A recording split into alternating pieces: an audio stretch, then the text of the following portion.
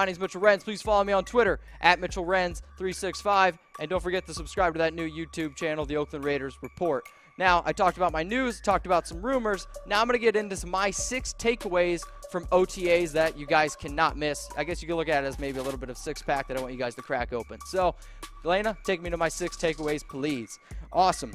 Maurice Hurst, first one, will get major playing time. As Ted Nugent of The Athletic revealed early on in OTAs, rookie 5th-round pick, defensive tackle, Maurice Hurst received some workout right out of the gate with first-team defense. This also resulted in 2nd-round pick P.J. Hall working with the 3rd group.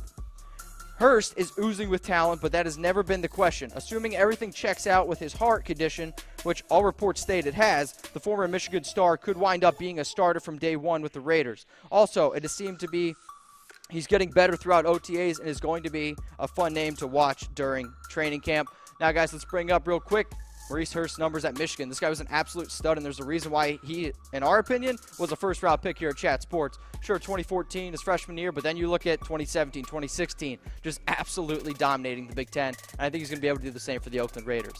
Next takeaway I got for you guys coming up on the board, there is a serious quarterback battle behind Carr. At the beginning of OTAs, the Raiders had Connor Cook receiving snaps ahead of E.J. Manuel, which was surprising to me. As you can tell, Gruden is going to make whoever wins the number 2 quarterback job earn it. It became widely apparent early on during OTAs that Gruden wants to see his quarterbacks duke it out for the number 2 position this offseason.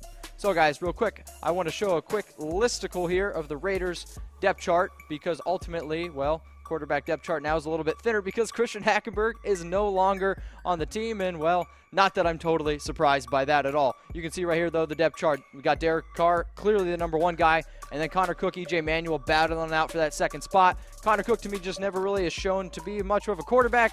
I saw in that playoff game all I needed to see against the Texans with a 40% completion percentage. Like, come on, that's not for me. And E.J. Manuel, yes, he's been hated on throughout his career a bunch, but I thought he actually played pretty well when he had to fill in for Derek Carr last season.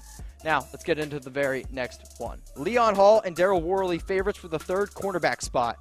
There wasn't anything eye-popping said about Worley and Hall, but the duo got some work with the first team and were pretty active when it came to getting reps during OTAs.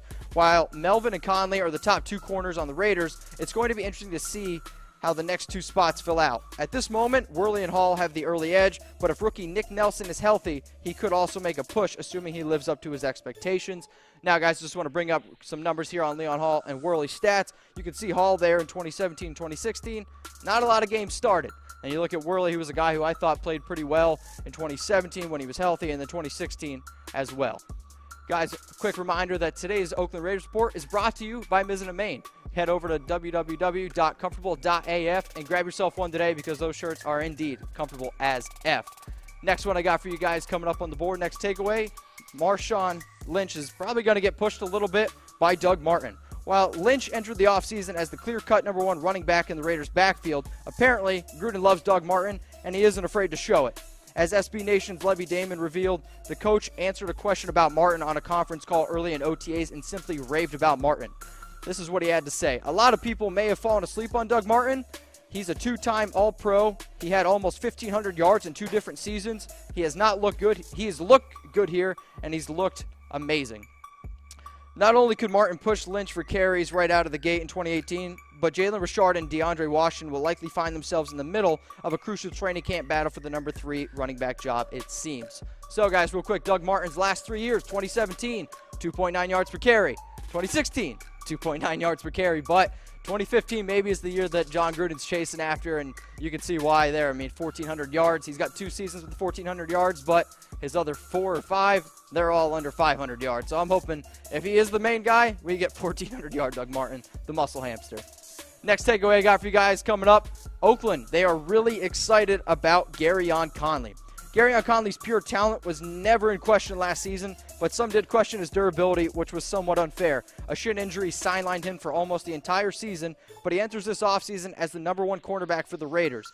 And as Michael Gelkin of the Las Vegas Review revealed, Gruden is pretty high on the second-year quarterback, my mistake. Conley is special. He was a top pick in this draft for a reason, Gruden told Gelkin. He's not the only one who raved about Conley.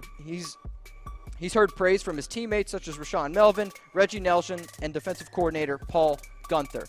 Now, guys, let's look at Gareon Conley's numbers from Ohio State, because this guy, there's a reason why he was drafted in the first round. And when you look there at his numbers, he absolutely dominated at Ohio State, and he dominated the Big Ten. Last takeaway I got for you guys coming up on the board: nobody knows who will be the Raiders' third linebacker or weak side linebacker. Second-year linebackers Marquel Lee and Morrow have each received their fair share of praise this offseason. Veteran Derek Johnson even spoke about taking Morrow under his wing, while Lee got some praise from defensive coordinator Paul Gunther. These two seem likely to have an edge on the third linebacker spot, but the team also brought in Michael Kendricks for a free agent visit, so nothing is set in stone. The training camp competition at linebacker should be a good one, but I expect either Morrow or Lee to emerge from the group, which also includes multiple free agent signings. Now, guys, let's look at the quick Raiders weak side linebackers. We got Emmanuel Lamore, Nicholas Morrow, and then Brandy Sheldon. So I want to know from you guys, though, real quick, because we might not be having this conversation if Navarro Bowman was playing for the Raiders still. Do you want the Raiders to bring back Navarro Bowman? If it's a yes, give me a heart. If it's a no, give me a like. I would love to see what you guys have to say.